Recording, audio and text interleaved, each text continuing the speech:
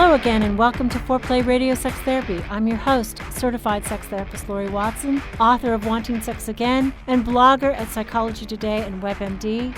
And I have with me Dr. Adam Mathews, my co-host, who's a couples therapist, psychotherapist, and president of NCAMFT. Foreplay is dedicated to helping couples keep it hot. Each episode, we cover an aspect of sex that impacts your sex life and something that you can relate to. So if you find our discussions helpful, please give us a review on iTunes or Stitcher. We would love it if you would tell a friend about us. You can find us also on the web at foreplayrst.com. And if you have a comment or a topic that you'd like us to talk about, we'd love to hear from you. Please send them to us at info@foreplayrst.com. Thanks for listening. Now on to today's topic. So we're going to talk about on Foreplay today why men won't talk to us. Adam, as he's silent. I'm just going to sit here. I don't like to talk. Yeah, but I wanted to thank our viewers or our listeners. I want to thank our listeners because several of them have been rating and reviewing, and we had a contest a little bit back, and we said, of the first 3 people who rated and reviewed our show, we were going to send them a book. We were going to take a drawing and send one of them a book. Well, it turned out, thank you, first of all, we sent out 3 books because we could not think, one of the things we learned is that people in other countries that are listening to us. We have people listening in other countries? Oh my gosh! We're international? Canada!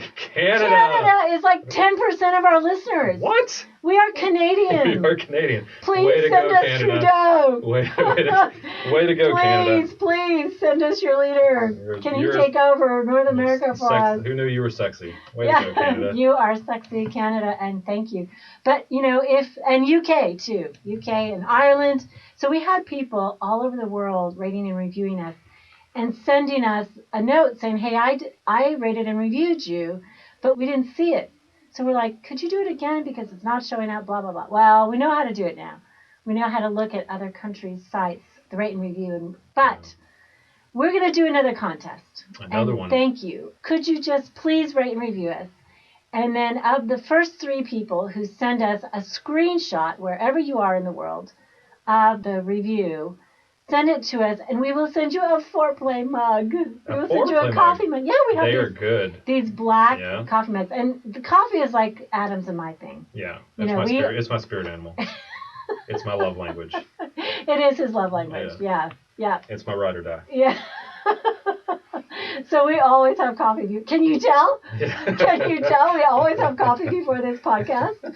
Yeah. It wouldn't happen. Foreplay brought to you by Juan Valdez. You are like a skinny latte, sometimes iced lattes. No, coffee black. That's a man's drink. Lattes. You have had lattes. I love latte. Yeah. I need my coffee. And I'm a latte girl with sugar-free vanilla. Nice. Yeah. I like them iced in the summer, and then it's like as soon as the weather changes, I'm back to we like that vanilla sweet cream. Me and my wife like that vanilla sweet cream right now. And I just tried cappuccino first time. Really? That was what I had this morning. Yeah. All right. Well, get your coffee mugs and mention the email they should send it to. So email at foreplayrst.com. Yep. It's like info@foreplayrst.com. But you can come to our website, and we need you to do this on iTunes. So iTunes you can only do on the computer. You can't do it from your phone. Most people listen to us mobily. But, hey, Canada, go to your computer and rate and review us, and then just send us the screenshot, and we will send you a mug. And who knows, we might end up generous like the last time, more than 3. But we're grateful for it. It really helps our show if you subscribe to us and rate and review us. That pops us to the top. And you know what? Just for the record, we are trending at like the 3rd and 4th line of top podcasts on sexuality. That's great. One time we were same line as Dan Savage, who is one of the biggest. He is like the biggest sex podcast out there, and we were when you looked at related to Dan Savage's podcast related to him, there we were. Yeah, we're moving on up. We were like number 7 for like hours. a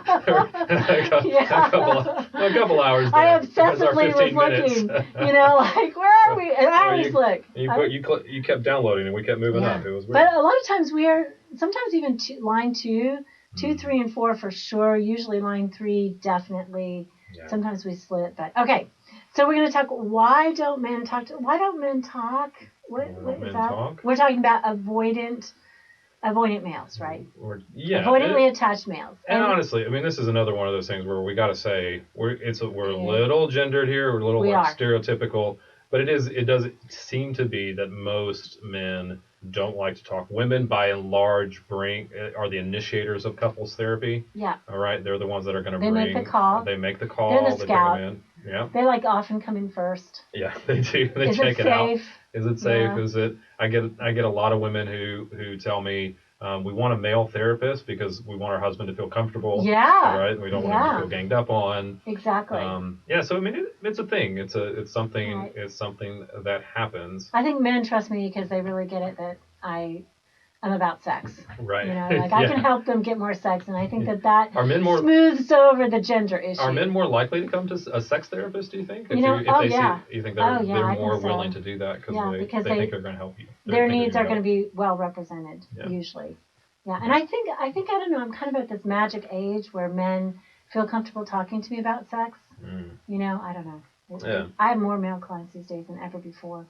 I think when you talk about why men don't talk, I think a lot of times our culture puts a premium on the strong silent type for men. That's what looks strong. That's what looks strong is not talking a lot, especially about emotions, right? We can talk about football all day long. Yeah. We can talk about cars. We can talk about things that are considered masculine. Sure. But even then, it's more about the doing rather than the talking, right? I think when you think about men going out together, by and large, they are doing something together. Yeah. And they bond through activity, not necessarily the, hey, let's go out and get a cup of coffee together. Yeah. You might do that, Anna. I do that. Me and my friends do that. But by and large, I think that's accurate. We still would rather go do things and be active. But I think when women bond, they're like, I'm sorry, I talked over you, but they're going out to lunch with each other. They're sitting face to face. That's how they feel like they're connecting. And so when their partner comes home and wants to go out and do yard work and says, hey, come help me, it feels like you're just asking me to do a chore. You're not bonding with me. Yeah, in a lot of my couples, one of the chief complaints from the wife is that her husband never sits still. Like on the weekend, they never rest and relax. He's always doing some kind of project around the house, or he's always going and doing, or he's involved in like 8 different softball leagues. You know? And there's playing basketball twice. There's always something that's happening that's requiring constant movement. That's not just sitting down and talking. Which is what she likes often. And a lot of women feel the need for emotional connection. I would say more women than men feel the need for emotional connection before they become sexual. So they're frustrated. They're not getting something from him that they need in order to flip the switch to be sexual. Yeah. But, I think about like what I hear from men, why they don't talk to women or to their wives is, first of all, they get frustrated with the list of complaints. I think as a man, they feel this need to fix it. They don't realize that all she needs is a listening ear. And so she starts to go on and on and on about, what happened at tennis or, what happened at work or what happened with the children. And he's just already zoning out. It's like, okay, I'm not supposed to say anything. I'm not supposed to fix this. Last time I tried, we got in a big fight. I don't know what to say. So he's like deer in the headlight. Yeah, I think we are hardwired to fix and solve problems. I mean, that we see a problem generally, men want to attack it and fix it, right? And so it's hard to listen to how all of these problems, especially if it's a deluge of problems, if our spouses are not asking for advice, it gets really heavy. Like our mechanism to be able to right, you're loaded up with problems, or we may have offered advice before and that's got shot down. And so or ignored, and so we don't know how to respond oftentimes, or right. because that's all our mechanism is: solve it, fix it, offer solutions. And when that's being ignored or rejected, then it's like, how do we listen? Yeah. What are we listening for? So reflective listening. Yeah. Can I just go to that? I mean, sure. When your partner is talking about their complaints of the day, all you need to do is murmur and sympathize. It's like, oh gosh, so you're really upset with her, or your boss did that, and that's tough, and Yeah. I mean, to me, I guess I listen to repetitive stuff all the time. I mean, patients go through a process, right? And they're repetitive in their problems, the way they discuss them. Everything, they maybe start from one corner of the problem one week, and the next week they're starting from another corner of the problem, but it's the same problem. Yeah. So listening to something repetitive, I know that they're working on it. Internally, they're working on it. They're telling me all the different aspects of it. So I'm just, frankly, never bored with repetition. Yeah. I know people need to do that. I know that that's healing. As they begin to become aware of their repetition and their stuckness. So I would say offer that. Just offer a mirror, gosh. Well, and I think it's also reframing what the problem is. The problem is that you're trying to solve is the emotion that's being expressed. Yeah. Right? You're not trying to fix it, so to speak, but part of solving it is responding to it well, like you're talking about. Hearing the emotion. Hearing the emotion and then validating that emotion is okay. Yeah. Like that's the job, right? And I think sometimes if men can shift into that and reframe what they're trying to do is they're not trying to fix the problem at work or the problem with the kids. What they're trying to solve is what is the emotion that is being expressed, and how can I validate that emotion? Right. I think another thing that I hear about why men don't, open up and talk about things with their female partners is that they are afraid that she's going to want to fix them. She's going to offer advice and tell him how to do stuff. And he, frankly, just wants to have a sounding board as well. He wants to talk about it. He may want to talk about it and be done with it. And she wants to go into too much detail about it. Or she wants to tell him, well, did you try this? Did you try that? And he's like, you don't know my industry. You don't know what I'm up against. Now you're not understanding, which it's kind of the reverse problem, right? Yeah, well, and I think men want to be seen oftentimes as being able to handle their own problems. To be competent. Yeah, so if there's any kind of criticism that's coming back when they're expressing, they're going to share less and less because we don't want to be criticized. We don't want to be seen as not being able to handle our stuff. Right. I mean, I think that goes for both genders. If we get advice or we get criticism about that we should feel differently about something, we're going to stop opening up.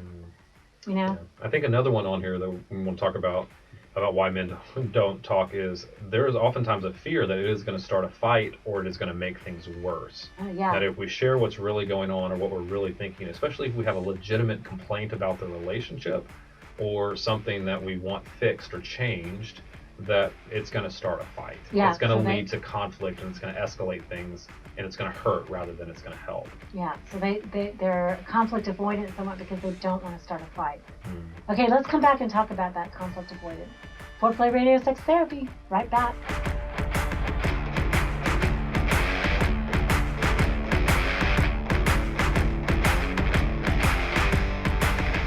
Wanting sex again. How to rediscover desire and heal a sexless marriage by certified sex therapist Laurie Watson. Each chapter is designed to fix one of the problems that cause low libido, from early marriage through the childbearing years, even all the way through menopause.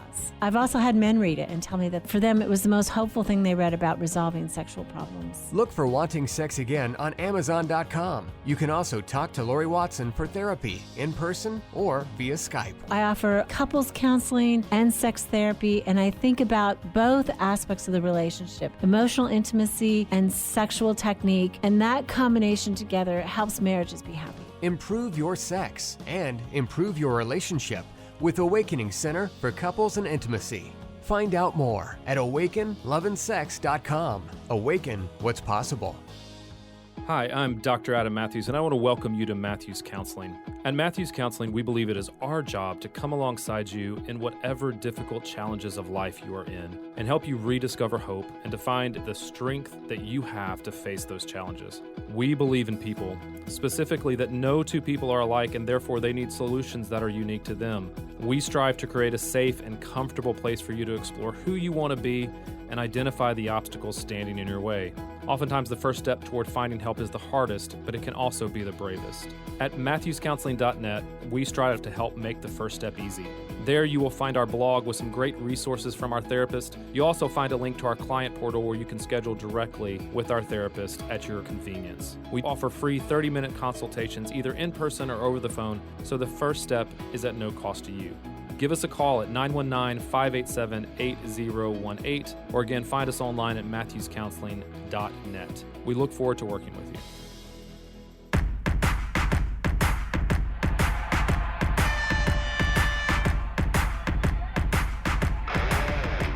Okay, so we're back with Foreplay Radio Sex Therapy and your sex therapist, Laurie Watson, and couples therapist, Dr. Adam Mathews. We're talking about why men avoid talking, and one of the things you just said was because they're afraid it'll start a fight. Yeah. I think sometimes that's an avoidance of conflict, or sometimes it's just every time it seems like, especially in high conflict couples, that it always ends in that. It always ends in a fight, or it always ends with each other being mad. And if there's no resolution to it, then why do it? Yeah. Why continue to talk when it's just going to lead to those type of things? Absolutely. And I hear men say that that's one of the reasons they don't want to listen to her complaining about her life, because pretty soon they think she's going to be complaining about them.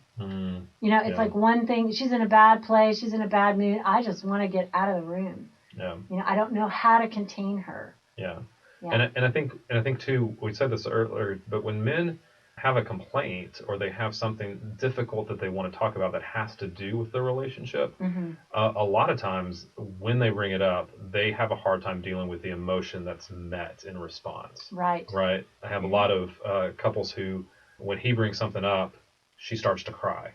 Right? Crying is so confusing. But it's like so confusing. It just overwhelms her initially, and she wants to stay in it. Yeah. But she just starts to cry. It's her tension. Yeah. Her tension release. But I think for a guy, it triggers like, I hurt her, I need to be protective of her. That's right. Very confusing. Yeah, and so he doesn't want to hurt her. Right. And that, I think that's a positive attribution to not talking. Sure. Is that the thought is, I don't want to hurt her anymore than I already have. When I say stuff, when I have a complaint or when I have something I want to be different, it's hurting and it makes the situation worse rather than better. Right. So how do we help people with this? How do we help them start talking? Because we're all about helping people connect sexually. And my motive here is in part emotional connection, but also the precursor that women seem to need of this emotional connection, and they get it through talking. I think one thing for men that they have to realize is that it's going to be uncomfortable. It's going to stretch them probably outside of their comfort zone, but it's necessary to improve the health of the relationship and to lead to that thing that you're talking about, like to increase your sexual relationship, to increase frequency, intensity, passion in your relationship. It's probably going to be a step outside of the comfort zone, but at the same time, it's probably not going to be at the same level of talking that his spouse is going to do. Okay, so you're saying talking is a necessary evil, guys? Yes, I think so. You have to do it. Yeah. You have to do it. I think that for the women out there, one thing is offer an invitation to talk that is safe enough that he can enter the conversation. Yeah. Maybe don't start with a complaint. My husband every morning says, "How did you sleep?" It's just a sweet question, I mean, it's a conversation starter, because I don't know that he really cares if I slept well or not, but it's an opening, right? That's soft, and I can take it anywhere. Oh, I slept great. Oh, and I had this dream, or I'm thinking about today. It's a kind of a neutral opening. Right, and I think if she can add to that invitation what she's looking for in the conversation, right? So he's prepared. Yeah, like to say, can I just take 5 minutes and vent to you about my day? I don't need advice. I just need to just get this off my chest so I can move on with the rest of our evening. Right. So she cues him into what she's looking for, so he doesn't wonder. Am I supposed to fix this? Am I supposed to know what to do here? Yeah. This is the same old thing she always talks about, and she just needs to vent. Yeah. And if she is looking for advice and wants some feedback, asking for that as well. Can you help me problem solve this? Right. And I think, too, that if women will, even if they don't always need it, if they will bring problems to their husband to help problem solve, to brainstorm solutions, I think would go a long way as well, because that is speaking his language. Absolutely. I have a cousin who we're trying to forge a relationship. He's a male cousin, and we've always been each other's, favorite cousins, and he's been my champion all my life and stuff. But he's so very male.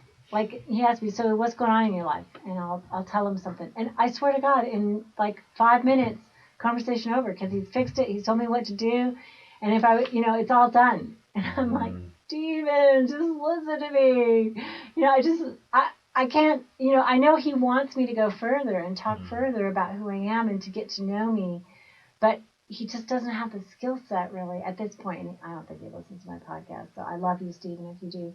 But it's like he needs to learn how to elongate that conversation without going right to that. But I think a soft startup is helpful, if you have a complaint. So a lot of times a woman opens a conversation, any pursuing partner opens a conversation with a complaint. So if you're a male pursuer, this goes for you too. Yeah. If you open with a criticism, you never do this, or I'm sick of that. Yeah. And automatically it's over. And what happens with men is they get flooded very quickly by that. Just biologically, we're more inclined to get completely flooded. Heart rate goes up. Very hard to think of anything else except defend, right? Right. And so when it feels like an attack, and it can very often feel like an attack, even if the partner doesn't mean to be attacking, if the pursuing partner doesn't mean to be attacking, but any kind of criticism like that sounds very much like an attack, so we get ready to fight. Yeah, and I think that if a guy is getting ready to fight or blow his stack, right, the next best thing really is to shut up and to leave the room and to shut down. I mean, sometimes the shutdown and withdrawal is about protecting your partner or your family from your temper.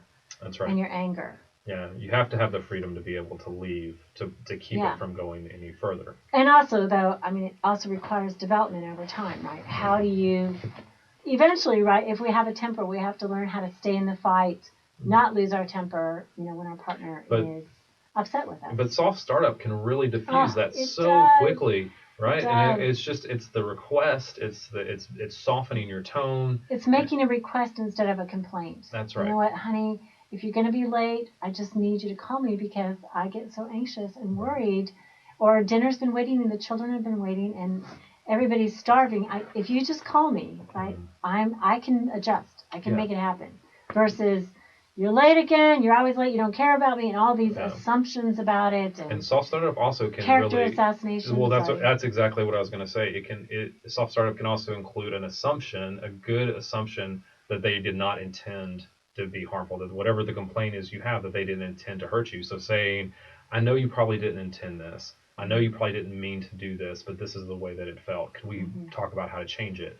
Right? Yeah. Having a solution in mind. That's right. Is such a great way to begin a conversation. Yeah. Knowing what you want out of that conversation, there's a direction. I also think, women say, he doesn't talk to me, and I think, if he is more sexually oriented, he's the sexual pursuer, but the emotional distancer, you could ask questions about sex. You could ask him, how he feels after the last time you had sex. I mean, I think women are anxious about asking that because they're afraid it wasn't good enough or something. But I think that's a really powerful question because it's not, was it good, but how did you feel after the last time we had sex? Yeah. Crazy stuff, right? Like when you think about our last sexual encounter, what color was it? I mean, just something where he starts to think about the way he might describe his feelings, to help him think about it in a non-linear way. It was good. It was good. That's not a conversation. Yeah. You want him to give him sort of somewhere to leap to. Yeah. I wonder, you've seen this, what color was our last sexual encounter question be effective? Adam's like looking at me like I'm absolutely crazy. Like, that is the stupidest idea, Laurie. I don't think it's stupid. I think it's exactly what men are afraid their wives are going to ask them. So I'm wondering how to prepare. how would I prepare for my wife to ask me what color our last sexual encounter was? Okay, so what color was your last sexual encounter? I don't know. Our walls are beige, so it was beige. I don't know. I think it's just a creative. I mean, it doesn't have to be that, right? Maybe that is dumb. But no, I don't think it's dumb. He thinks it's dumb. He thinks it's dumb. He's a therapist. Telling me that's really dumb. And a man telling me that's really dumb. I think though, in defense, I'm just saying, I think you're asking how to get men to talk. And I do think there is a fear that we're going to have to talk about our feelings all the time. Yes. Right. And so I think in that respect, I wonder if they're really closed down. If you got a man that talks about his feelings a lot or that is not afraid of that, I think that's a great question. I think if he's really closed down and you open with that, that's going to be a really hard question to ask. If he withdraws a lot. I'm going to go through all my day today, and I'm going to ask every man I see, what color was your last sexual encounter? I'm going to come back with a rainbow for I just have an alternative is to start asking the factual questions about sex and what he would like in sex.